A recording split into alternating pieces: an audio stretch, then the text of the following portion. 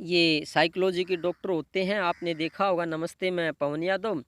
तो साइकोलॉजी के डॉक्टर पागलों का इलाज करते हैं। अगर ये वीडियो जान लिया तो आप उनसे भी ज़्यादा आपको नॉलेज हो जाएगी, डॉक्टरों से भी ज़्यादा आपको नॉलेज हो जाएगी। डॉक्टरों को अभी इतनी नॉलेज नहीं हो पाई है इस यूनिवर्स की, ब्रह्मांड की। थोड़ी बहुत उन्हें नॉलेज हो पाई है, उनको इतना बड़ा विज्ञान अभी पता नहीं लगा है। धीरे धीरे वीडियो सुनते रहोगे, ये विज्ञान आपको पता हो जाएगा। चलो बात करते हैं, काल किसे कहते हैं। काल का मतलब ये होता है कि कई लोग सुसाइड कर लेते हैं जीवन दुखदाई समझ के। तो ऐसे नहीं करना चाहिए, सुसाइड वगैरह मरने के बारे में नहीं सोचना चाहिए।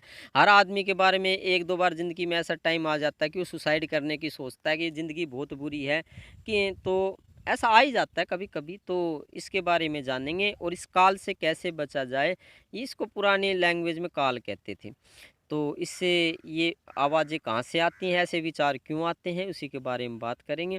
पहली 4 तरह की वाणियाँ होती हैं, बेखरी, मध्यमा, पश्यंती और परावाणी। तो 4 तरह की वाणियाँ बताई हैं। बेखरी जो हम बोल रहे हैं वो, और मध्यमा जो हमारे मन में गूंजती है, पश्यंती जो हमें बुरे काम होने से रोकते हैं, एक आवाज़ और गूंजती है तीसरी की, वो पश्यंती होती है। परावाणी होती है उस वो होती है जो ओमकार की आवाज़ इस ब्रह्मांड में गुजरी है, वो परावाणी में आती है। तो 4 तरह की वाणियाँ बताई। तो जो मध्यमा होती है, जो हमारे दिमाग के अंदर एक आवाज़ गूंज रही है, हर आदमी के दिमाग के अंदर कोई ना कोई परेशान करने वाली आवाज़ गूंज रही है। जैसे किसी के मन में सुसाइड करने का मन कर रहा है तो वो आवाज़ गूंज रही है, इसी को काल कहते हैं। कईयों के मन में नौकरी लगना है, नौकरी लगना है, इस तरीके की आवाज़ गूंज रही है। कई लोगों के मन में ये गूंज रही है कि जीवन दुखदाई है, कोई अपना नहीं है, जीवन दुखदाई है, कोई अपना नहीं है, इस तरीके की आवाज़ें गूंज रही हैं। तो ये मध्यमा वाणी है। मध्यमा वाणी सभी आदमियों को परेशान रखती है। ये कुदरती तौर पे एक अरेंजमेंट है, नेचुरल तरीके से एक अरेंजमेंट है। कईयों के मन में ये आवाज़ गूंज रही है कि गाड़ी लेनी है, गाड़ी लेनी है, इस तरीके की आवाज़ गूंजती रहती है। तो ये जो वाणियाँ होती हैं, मध्यमा वाणी हैं, तीनों के बारे में बाद में बात करेंगे। बेखरी, पश्यंती और परावाणी के बारे में फिर कभी बात करेंगे। आज मध्यमा के बारे में ही बात कर लेते हैं।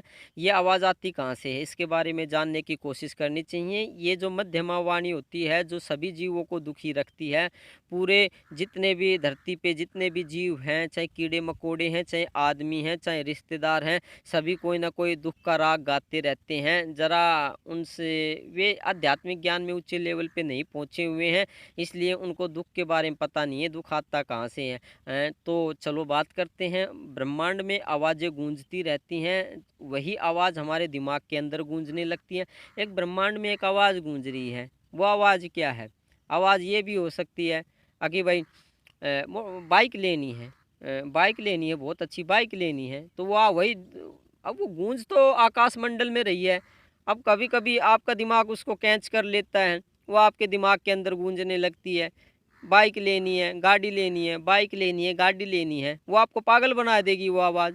पैसे आपके पास होंगे नहीं तो आप पागल ही हो जाओगे कुछ टाइम के लिए, थोड़े हो सकते हो, कोई कुछ लोग ज़्यादा हो जाते हैं। एक एग्जाम्पल देखा है मैंने, एक काफ़ी पढ़े लिखे आदमी था, उसको कुछ ऑफिसर वगैरह बनना था।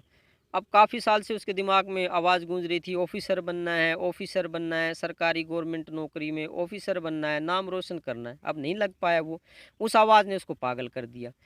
अब वो आवाज़ तो ब्रह्मांड की है, आकाश की है, उस पे ज़्यादा ध्यान नहीं देना चाहिए। अगर दिमाग के अंदर कोई उल्टी-सीधे आवाज़ें गूँज रही हैं, तो उसको ये सोचना चाहिए कि ये ब्रह्मांड की आवाज़ है, इस पे ज़्यादा कॉन्सन्ट्रेट ध्यान नहीं देना चाहिए। ब्रह्मांड में बहुत सी तरह की आवाज़ें गूँजती रहती हैं, कई बार तो ये आवाज़ें भी गूँजती रहती हैं, सुसाइड कर लो, ज़िंदगी बहुत बुरी है, सुसाइड कर लो, ज़िंदगी बहुत बुरी है। तकरीबन सभी आदमियों के मन में ज़िंदगी में एक बार ऐसा, 1-2 बार ऐसा आ जाता है कि सुसाइड करने का मन में विचार आता है। वो आपका विचार नहीं है, वो ब्रह्मांड में आवाज़ थी, वो आपने कैच कर ली। अब वो आपने कैच कर ली, वो कई-कई दिन तक 10 दिन भी गूँज सकती है, 10 महीने भी गूँज सकती है, 10 साल तक भी गूँज सकती है। और कुछ लोग सुसाइड कर भी लेते हैं, इसी को काल कहते हैं।